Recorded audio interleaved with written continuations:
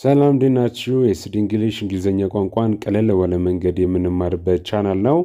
እንግሊዘኛ ቋንቋ ለመናገር ልምምድ ክፍል 41ን ይዘንላችሁ መጥተናል። ዛሬ እስከ 573 ድረስ ክምችቶቻችን እናሰፋለን። በቀጥታ የምወስዳችሁ ወደ ዛሬው ትምህርት ነው።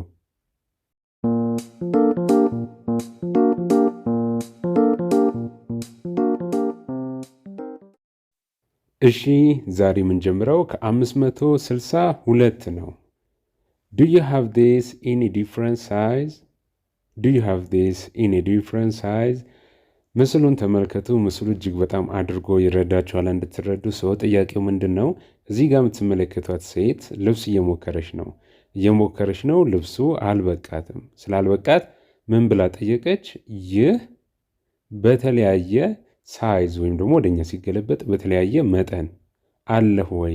ወይም ደግሞ ሻጯ ሴት ከሆነች አለሽ ወይ? ሁለትና ከዛ በላይም ከሆኑ ደግሞ አላችሁ ወይ? ይሄ ነገር እጅግ በጣም ጠቦኛል። ሰው በተለየ ሳይዝ ካላችሁ ወድጄዋለሁ፣ ማጣት አልፈልግም። ስለዚህ በትልቁ ወይም ደግሞ በትንሹ ልክ እንደዛ የምትጠይቁበት ነው። Do you have this in a different size? Do you have this in a different size? ይህ በተለያየ ሳይዝ አለህ፣ አለሽ፣ አላችሁ? Yes, we have it in a small, medium and large. Yes, we have it in a small, medium and large. ምንድነው እያሉ ያሉት ሻጮቹ? አዎን፣ በትናንሽ በመካከለኛ እንዲሁም በትልቁ አለን። አንቺ በፈለግሽው መጠን መውሰድ ትችያለሽ ነው።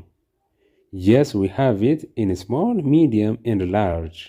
በትንሹ በመካከለኛው እንዲሁም በትልቁ መጠን አለን። Yes, we have it in a small, medium and large. እሺ ጥያቄውን ላስታውሳችሁ። Do you have this in a different size? ይህ በተለያየ ሳይዝ። እንግዲህ ቅድም ነግራችኋለሁ። የምትመለከቷት ምስሉ ላይ ያላችሁ እቃውን ወደዋለች።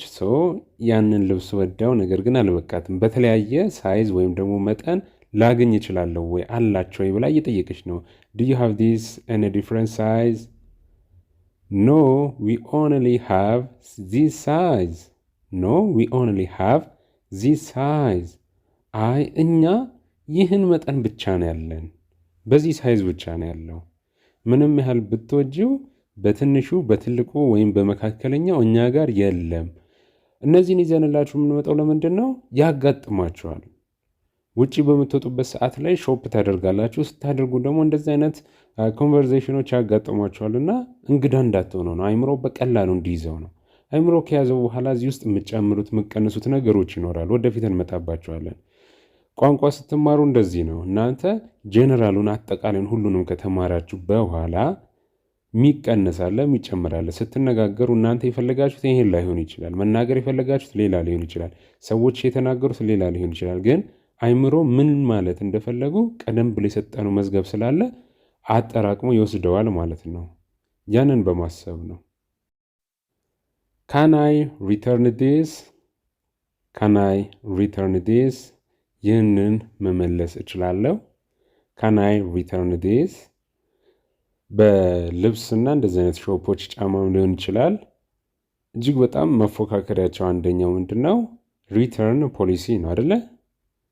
አንድን ነገር ከወሰዳችሁት በኋላ ቤት ወስዳችሁ ስትሞክሩት ሊበቃችሁ ይችላል፣ ላይበቃችሁ ይችላል።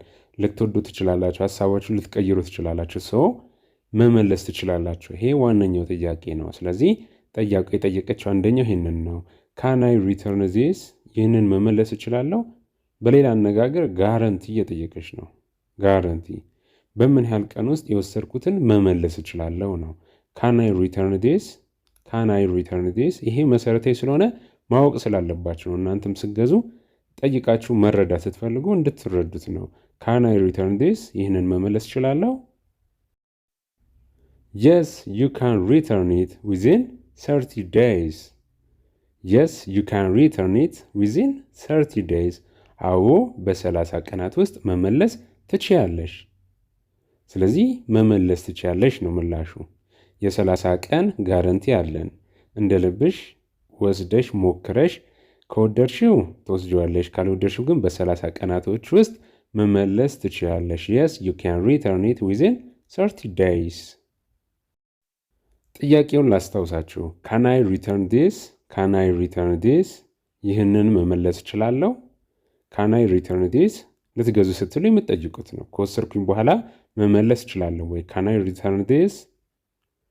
no all sales are final። no all sales are final። አይ ሁሉም ሽያጮች የመጨረሻ ሽያጮች ናቸው። መቀየርም ሆነ መመለስ አይቻልም ነው። no all sales are final።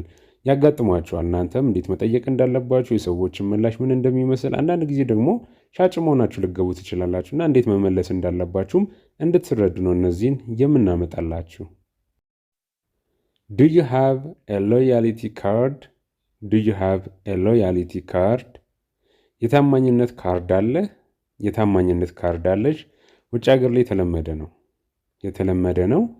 እናንተ እጅግ በጣም ከምትወዷቸው ደጋግማችሁ ከምትገዟቸው የተለያዩ ድርጅቶች እንደዚህ አይነት ካርዶች ይሰጣሉ። እንደየድርጅቱ አይነት ለእናንተ የተለያዩ አማራጮች ያመጣሉ። አዳዲስ ነገር ሲያመጡ ያሳውቋቸዋል። እንዲሁም አንዳንድ ጊዜ ዲስካውንት ይኖራቸዋል። so do you have a loyalty card? ቅናሽም ሊያደርጉላችሁ ይችላሉ። ስለዚህ ይሄ ጥያቄ የተለመደ ነው። do you have a loyalty card? የታማኝነት ካርድ አለሽ? yes here is my card። yes here is my card። አዎ የታማኝነት ካርድ አለኝ፣ ካርዴም ይኸውና። yes here is my card። do you have a loyalty card? የታማኝነት ካርድ አለሽ? ከሌላችሁ no I don't have። አይ የለኝም፣ የታማኝነት ካርድ የለኝም። where is the checkout? ቼክአውት መክፈያ ነው። so where is the checkout? መክፈያው የት ነው? the checkout is at the front of the store። መክፈያው ከሱቁ ፊት ለፊት ነው። ብዙ ሱቆች፣ መደብሮች፣ የተለያዩ ስቶሮች ፊት ለፊት ነው መክፈያ የሚኖረው እና ከገዛችሁ በኋላ የምትከፍሉት እዛ ነው። the checkout is at the front of the store። where is the checkout? where is the checkout? መክፈያው የት ነው? it's next to the entrance። ከመግቢያው አጠገብ ነው። በነገራችን ላይ ይህንን ማወቅ አለባችሁ። ብዙ ቦታ ሞሎች ላይ ሄዳችሁ ከገዛችሁ ከተገበያያችሁ በኋላ ሱቆች ላይ ሄዳችሁ የሆነ ነገር የምትፈልጉትን ዕቃ ከወሰዳችሁ በኋላ መክፈያውን ቦታ ልታጡ ትችላላችሁ። ስለዚህ ይህንን እንዴት መጠየቅ እንዲሁም ደግሞ እነሱ የሚሰጧችሁን ምላሽ እንዴት መቀበል እንዳለባችሁ መረዳት ያስፈልጋል ማለት ነው። የዛሬው ይሄንን ይመስል ነበር። በቀጣይ በክፍል 42 እንገናኛለን። ትምህርቶቻችንን 585 እናደርሳለን። ጀማሪዎች የኤስዲ እንግሊሽ ቱል ሂዱና እዛ ላይ ልምምድ እያደረግን ነው። እሱን ልምምድ አድርጉ። በቀጣይ እስክንገናኝ ድረስ መልካም ጊዜ ለሁላችሁ።